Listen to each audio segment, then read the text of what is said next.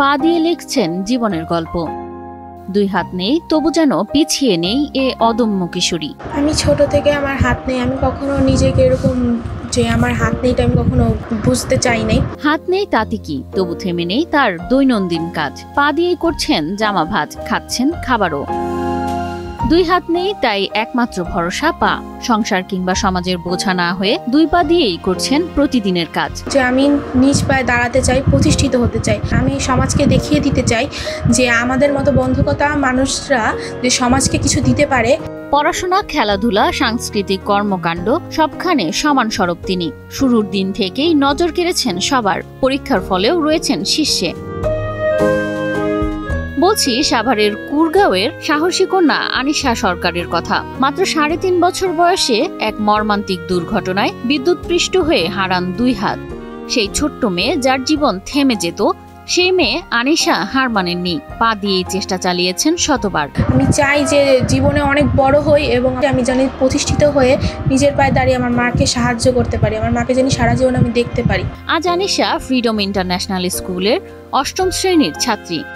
দুই পা দিয়েই লিখে চলেছেন নিজের ভবিষ্যতের গল্প।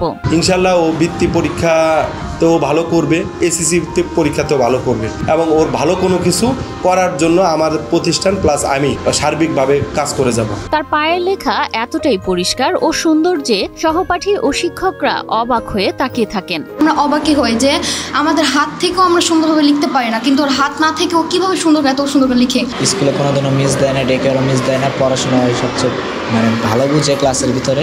আমি যখন খাতা মূল্যায়ন করতে যাই যে এত সুন্দর লেখে, কিভাবে যে ব্যঞ্জন বর্ণ, স্বরবর্ণগুলা এবং যে ক্যাপিটাল লেটার, স্মল লেটারগুলো যে এত সুন্দর, এটা আসলে আমি না দেখলেই বুঝতে পারতাম না যে একজন পায়ে লিখে কিভাবে এত সুন্দর হাতের লেখা হয়। নিম্ন মধ্যবিত্ত পরিবারের সন্তান আনিশা। জীবনের বড় ভরসা ছিলেন বাবা, কিন্তু সম্প্রতি বাবার মৃত্যু পুরো পরিবারকে ফেলেছে কঠিন বাস্তবতার মুখে। এখন আমার বাবা নেই, এখন আমাকে প্রতিষ্ঠিত হতেই হবে। আমার ইচ্ছা আছে যে আমি ডাক্তার হব, কিন্তু এরকম কখনো আর কি গুরুত্ব দিই নেই। এখন আমার বাবা নেই, আমি এখন জিনিসটা বুঝতে পারতেছি যে আমার এখন কতটা গুরুত্ব দিয়ে পড়াশোনা করা দরকার। তবুও লড়াই থেমেনি। মায়ের সহমর্মিতা ও অক্লান্ত পরিশ্রম আনিশার স্বপ্নকে জাগিয়ে রাখছে প্রতিটি মুহূর্তে। ক্রাঞ্চি রোলের ভিতর চকলেট ক্রিমের ফিলিংয়ে অল টাইম ক্রিম রোল, মুখে দিতেই স্পেশাল ইনসাইড। ভালো ছিল আগে, পেটের থেকেই ভালো হয়েছে, কিন্তু একটা দুর্ঘটনায় 2টা হাত চলে গেছে, তারপরে ও থেমে থাকেন।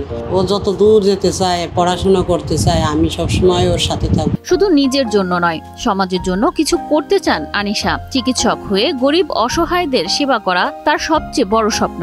এই স্বপ্ন পূরণে পাশে আছেন পরিবার, শিক্ষক ও সহপাঠীরা। আমি চাই যে আমি বড় হয়ে ডাক্তার হতে চাই। আমি নিজের পায়ে, আমার মূল উদ্দেশ্য যে আমি নিজ পায়ে দাঁড়াতে চাই, প্রতিষ্ঠিত হতে চাই। দুই হাত নেই কিন্তু আছে অসম্ভবকে সম্ভব করার এক দুর্বার মানসিক শক্তি। আনিশা সরকার প্রমাণ করেছেন শরীরের অঙ্গ প্রত্যঙ্গ নয়, মানুষকে এগিয়ে যেতে যা লাগে তা হলো অদম্য ইচ্ছাশক্তি এবং সাহস।